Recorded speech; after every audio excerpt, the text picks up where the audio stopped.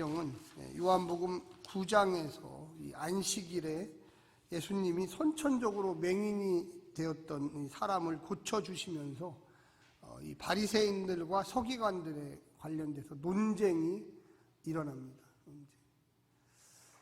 서기관들은 또 이 바리새인들은 왜 안식일에 눈먼 사람을 눈을 뜨게 했느냐, 여기에 핵심이 있었다면, 예수님은 너희들은 왜 그동안 그 많은 세월 동안 이 눈먼 사람에 대해서 관심이 없었느냐, 그렇기 때문에 항상 어디에다가 초점을 두는지가 사실 중요해요. 그러면서 예수님은 갑자기 선한 목자라는 이야기를 꺼내 놓습니다. 누가 선한 목자냐?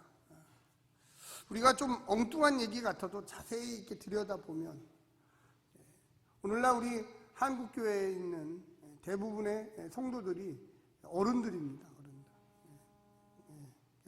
어른들이기 때문에 우리의 삶 속에 늘 관심을 갖고 생각해야 될 것이, 그 어른들이 어떻게 지도자의 역할을 잘 감당하느냐, 그것이 그 사회와 그 교회와 그 가정에 나아갈 방향들을 결정합니다. 또한 저 같은 이 목회자가 어떤 성도들에 대한 태도, 또 교회를 나오시는 분들에 대한 태도를 갖느냐가 그 교회가 앞으로 어떻게 형성되고 어떤 곳으로 향할지를 결정하게 됩니다. 우리 한국교회는 지난 역사를 보면 양적으로는 많이 성장했는데 질적 성장은 완전히 멈추었어요. 그 질적 성장의 문제들이 이제는 양적 성장도 서서히 후퇴하고 퇴보하고 그 성장률이 점점 뒤로, 과거로 되돌아가는 듯한 모습을 보여줍니다. 예수님은 이 유대인들, 특히 이 바리새인들 지도자들이죠, 이들에게 너희들은 목자다 이렇게 이야기를 했습니다. 근데 너희들은 선한 목자냐 악한 목자냐? 그리고 예수님의 제자들에게 또 얘기했어요. 너희들이 앞으로 지도자가 될 것인데 너희들은 선한 목자냐 아니면 별 볼 일 없는 목자냐? 우리가 이런 말씀을 들을 때, 이거는 목사님에 관련된 얘기 아닙니까? 장로님에 관련된 얘기 아닙니까? 이렇게 치부한다면 그는 목자의 자격을 상실합니다. 집안에서 지도자, 목자는 누굽니까? 아버지, 어머니입니다. 학교에 가면 선생님이 목자지. 그 학생들을 잘 가르쳐야 될 책임이 있습니다. 여러분과 저는 리더들입니다. 여러분과 저는 목자들입니다. 옆에 분한테 한번 얘기하십시오. 당신은 목자이십니다. 네, 목자이십니다. 그래서 저는 우리 행복한 게 모든 성도님들이 다 목자라고 생각해요. 어떤 일부 교회에 가면 목자 훈련을 받아야 돼요. 무슨 훈련을 받아야지 목자로 임명을 합니다. 저도 그런 제자 훈련이나 이런 거에 대한 관심이 많아가지고 제가 미국에 잠깐 있을 때 어느 교회에 아주 제자 훈련을 잘하는 교회가 있었어요. 그래서 그 교회 가서 좀 배워야 되겠다. 젊은 30대였었기 때문에. 그래서 그 교회에 딱 갔어요. 가서 그런 걸 배워본 적이 없어요. 제가 워낙 목회를 일찍 시작해서, 담임 목회를 일찍 시작했으니까 좀 나도 제자 훈련을 좀 배워야 되겠다. 좀 목자 훈련을 배워야 되겠다. 그래서 그 교회 가서 목자 훈련을 배우려고 딱 이렇게 앉아 있었더니 목사님이 저를 이렇게 부르더라고요. 이리로 잠깐 와보라고. 그래서 제가 이제 그 담임 목사님한테 다 갔죠. 갔더니 저한테 여러 가지 신상에 대해서 물어봐요. 그러더니 하는 얘기가, 조 전도사님은 목자 훈련 받을 필요가 없어요. 태어날 때부터 목자예요. 아멘? 안 믿으시는 것 같아요. 그래서 제가 얘기했죠. 그 김두하 목사님이라는 분인데 그분이 벌써 하늘나라 가셨어요. 목사님, 저는 그런 훈련을 좀 받아서 이런 훈련이 어떻게 되는 건지를 좀 알고 싶어서 이 교회에 왔습니다. 그랬더니 배워서 되는 게 아니에요. 우리는 모두 다 목자예요. 워낙 안 배우려고 하는 사람들이 많기 때문에 그런 프로그램을 만들어 놓은 거지, 주님 사랑하는 마음을 가지고 있고 이웃 사랑하는 마음을 가지고 있고 성도에 대한 헌신의 마음을 가지고 있으면 그 사람은 목자 될 가능성이 충분히 분이 있는 분입니다. 할렐루야. 제가 어저께 깜짝 놀란 게 뭐냐면, 어저께 우리 어버이 주일을 준비한다고 몇 년 만에, 거의 한 2년 만에 우리 성도님들이 다 나오셔가지고 어제 여전도회가 나와서 여러 가지 음식도 준비하고 또 장아찌도 담고 그리고 어제 삼겹살 파티도 했어요. 그래서 얼마나 큰 은혜를 받았는지. 할렐루야. 무슨 지식을 가르치고 뭐를 하고 이래서 목자가 되는 게 아니라 한번 따라서 해주시오. 사랑하는 마음, 섬기려는 마음, 사랑하는 마음, 그 사람을 섬겨서 세우려고 하는 그 마음이 목자를 만드는 거예요. 무슨 지식을 막 뭘 해서 이 사람한테 머릿속에 지식을 막 넣어준다고 그래서 그 사람이 목자가 아니에요. 오늘 본문을 보세요. 예수님과 바리새인과 서기관 중에 누가 지식이 제일 많겠어요? 세상 지식은, 이 땅의 지식은 바리새인과 서기관이 예수님보다 훨씬 많아요. 많은 학자들은 예수님은 글씨도 못 썼을 거다. 그 당시에 헬라어라고 하는 그 당대의 언어도 몰랐을 거라고 그랬어요. 근데 그 당대의 서기관과 바리새인들은 많이 배운 사람들이에요. 그 사람들은 세상의 지식도 많이 알아요. 그런데 예수님이 너희들은 싹군 목자라고 그랬어요. 너희들은 선한 목자가 아니라고 그랬어요. 왜? 그들은 지식은 많았지만 그들의 마음 속에는 사랑하는 마음, 자비를 베푸는 마음, 상대를 세워주는 마음이 없었어요. 오늘 본문에도 그래서 예수님이 짧지만 간단하게, 야, 선한 목자는 어떤 목자냐? 선한 목자는 자기 목숨을 버려서 그 사람을 살리는 사람입니다. 예수님이 왜 이런 이야기를 했을까요? 예수님의 삶 전체가, 공생의 그 기간의 삶을 보면 병든 자를 고치고 귀신을 내쫓고 그 당대의 기득권 세력들과 토론을 하면서 그들의 허점을 발견했고, 최후에는 자기 목숨을 버려서 십자가에서 모든 것을, 인류의 죄를 탕감하는 데 사용했기 때문에 그렇습니다. 할렐루야. 제가 물론 이 교회의 목사 또 목자지요. 그런데 가끔씩 보면 저보다 더 훌륭한 평신도들이 있어요. 제가 목회를 지금 32년째 담임 목사를 쭉 하면서 보면 제가 의외로 그 집사님, 그 장로님에게 가서 배워야 돼요. 어떻게 저렇게 저분은 선한 마음, 따뜻한 마음, 성도들을 섬기려고 하는 마음이 있어요. 의외로 저 같은 사람이 고개가 절로 숙여져요. 예수님은 그런 사람들을 누구라고 했다고요? 선한 목자. 할렐루야. 예수님이 그 당대에 무슨 레위인이었습니까? 예수님이 제사장이었습니까? 예수님은 양치기였어요. 양치기. 오늘 본문에도 예를 들고 있지만, 야, 목자가 뭐하냐? 목자는 양 키우는 사람이에요. 근데 두 종류의 양 키우는 사람이 있었어요. 직업적으로 양을 키우는 사람, 돈 받고 키우는 사람들이 있죠. 이 집 저 집 양들을 데려다가 양을 키웁니다.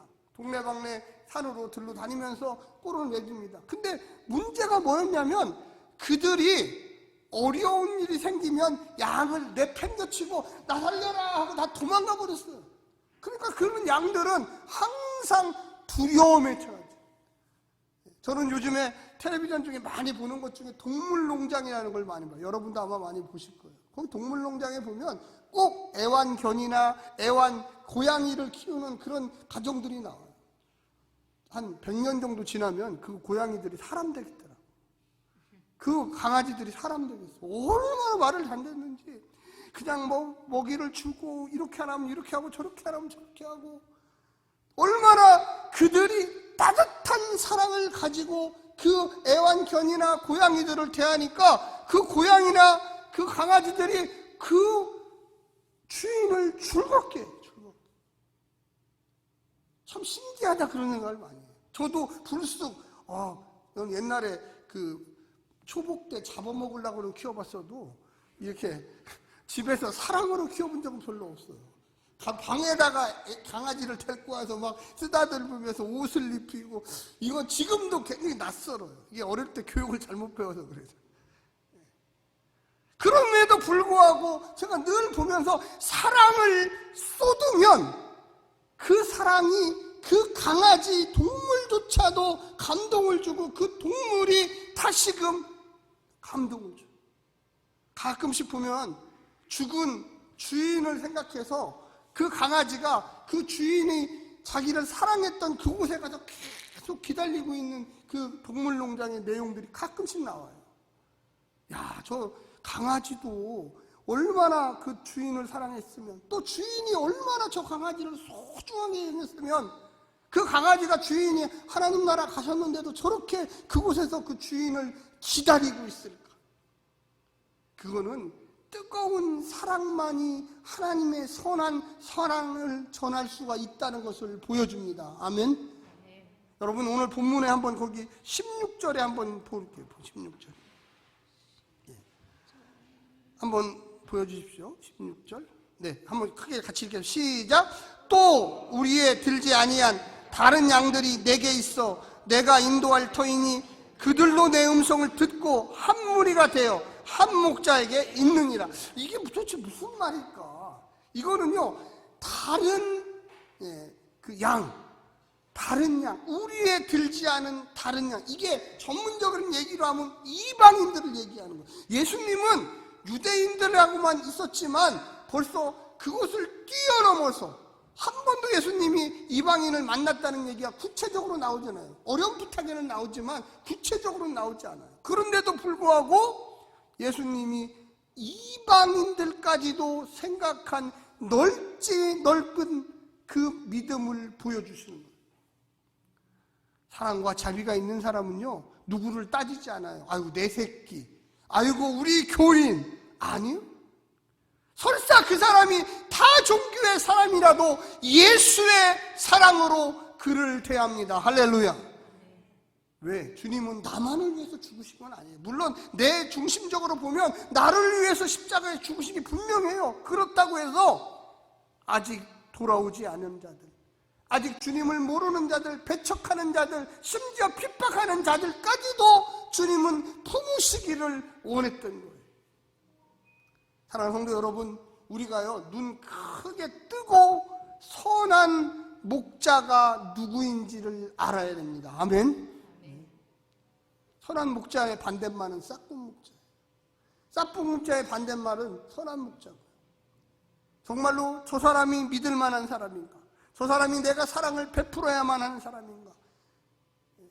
우리가 믿지 않는 자들에게 가서 선한 목자의 역할을 제대로 하지 아니하면 그들이 우리를 싹군으로 봐요. 아이고 저 그리스도인 아니야. 저거 말로만 예수 믿지 하나도 예수 믿지 못해. 예수처럼만 살아라. 이렇게 얘기를 해요. 여러분, 우리의 자녀들, 가정의 달 5월을 맞이해서 여러분, 우리의 자녀들을 어떤 식으로 대우할 것입니까? 자녀들이 아버지를 보면서, 어머니를 보면서 우리 엄마 아빠는 정말로 좋으신 분이야. 정말로 나를 선한 곳으로 인도해. 그 방법이 무엇일까요? 그 방법은요, 예수 그리스도의 복음을 알려주는 거예요. 할렐루야. 내가 예수 그리스도의 복음대로 사는 거예요. 그러면 그 자녀들이 그걸 보고서 와, 우리 아빠가, 우리 엄마가 정말로 좋은 곳으로 나를 인도하는구나를 느끼기 시작해요.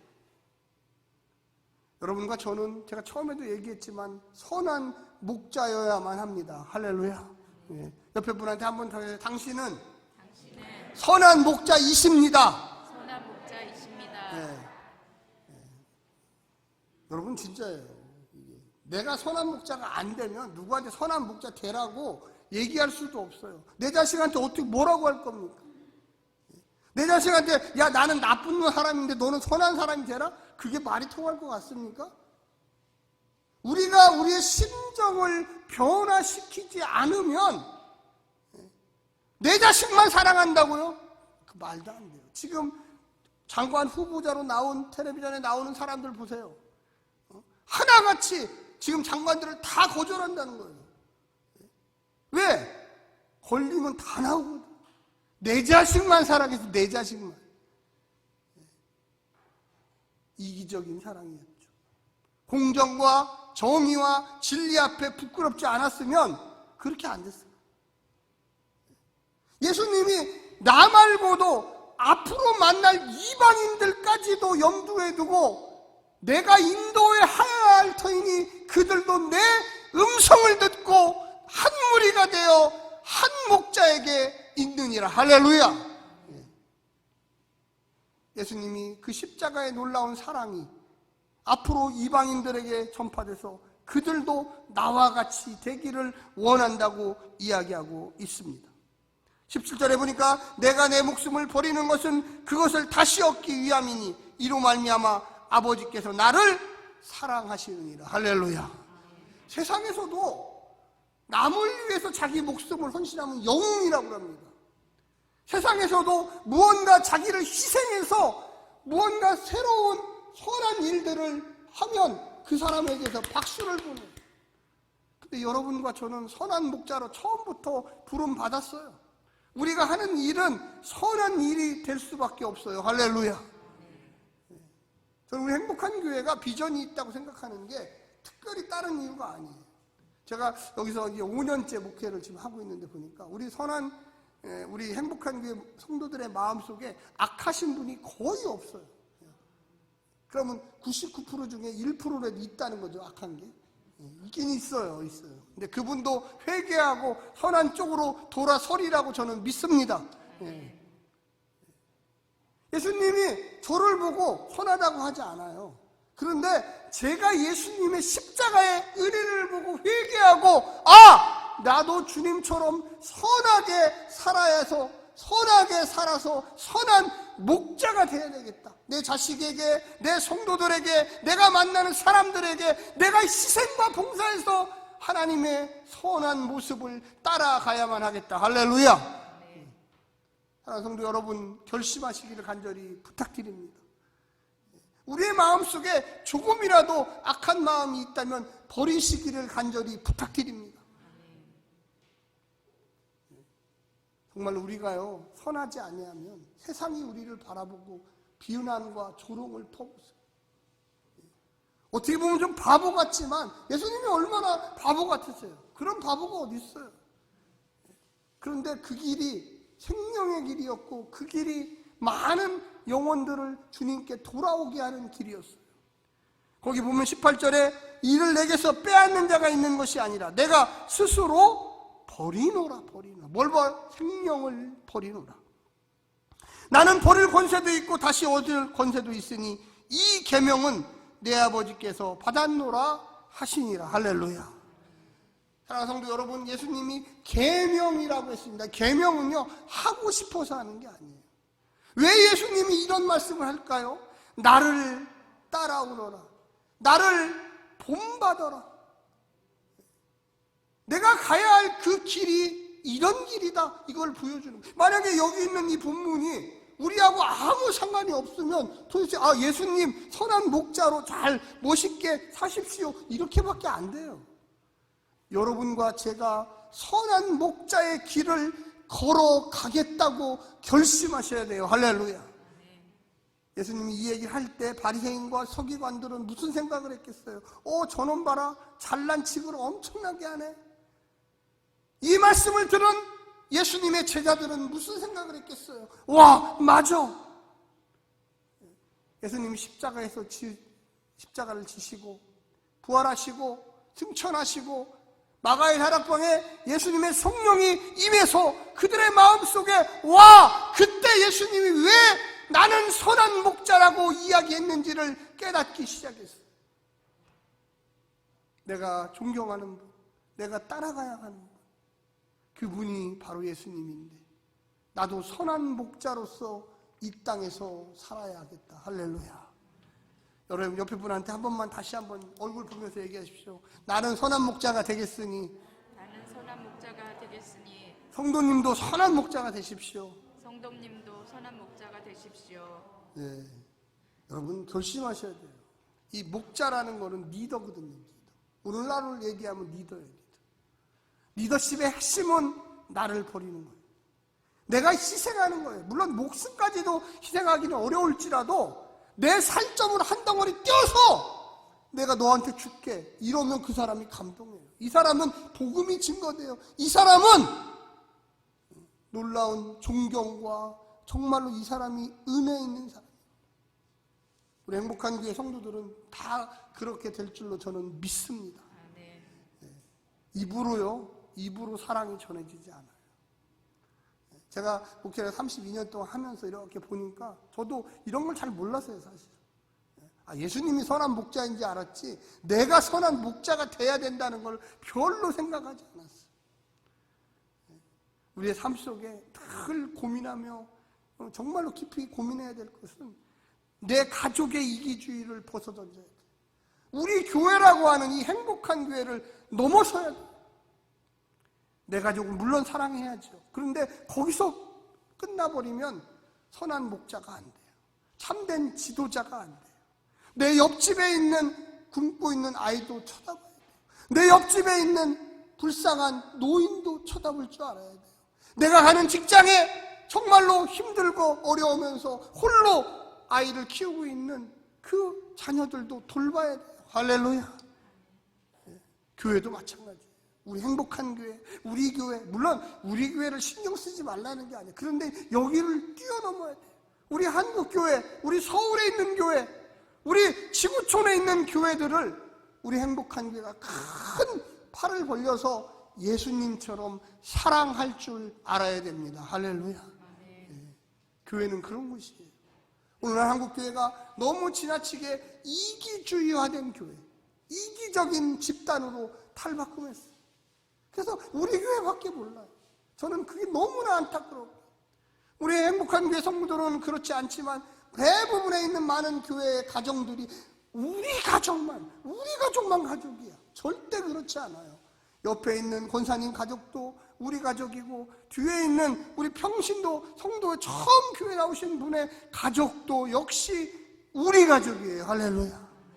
그래야지만 예수 사랑 나타나고 선한 목자, 내가 예수님을 따라가기 시작하니까 리더가 되는구나. 내가 무언가 사랑을 베풀기 시작하니까 사람들이 예수님을 알기 시작하는구나. 할렐루야. 저는 이것이 바로 어버이주일의 의미라고 저는 생각합니다. 우리의 삶 속에 그 이기주의만 좀 버리면 정말로 선한 목자로 거듭날 수가 있어요. 예수님처럼 그 모습이 우리의 몸속에 들어올 수 있어요.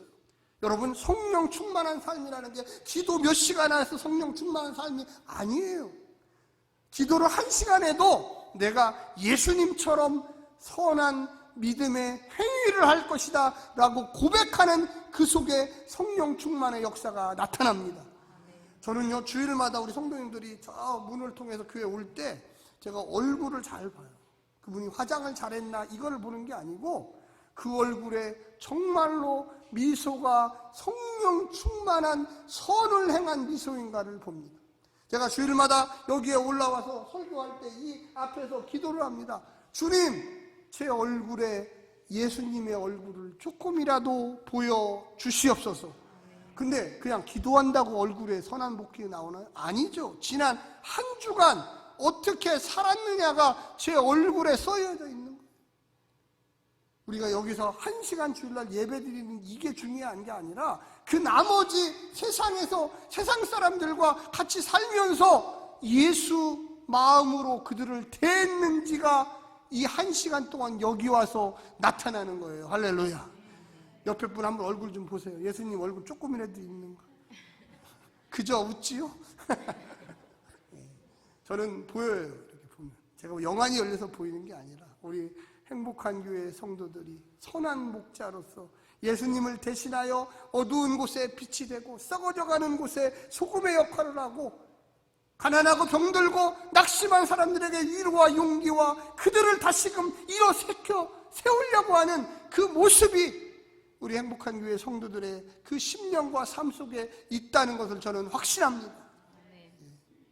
우리 행복한 교회가요, 소망이 있는 것은 정말로 하나님의 마음, 내가 이 가슴에 살 한 덩어리 끼어서 내가 저 사람에게 줄망정 그가 생명과 소망과 예수의 이름이 그에게 전달되기를 간절히 원하는 마음에 있다고 저는 믿습니다.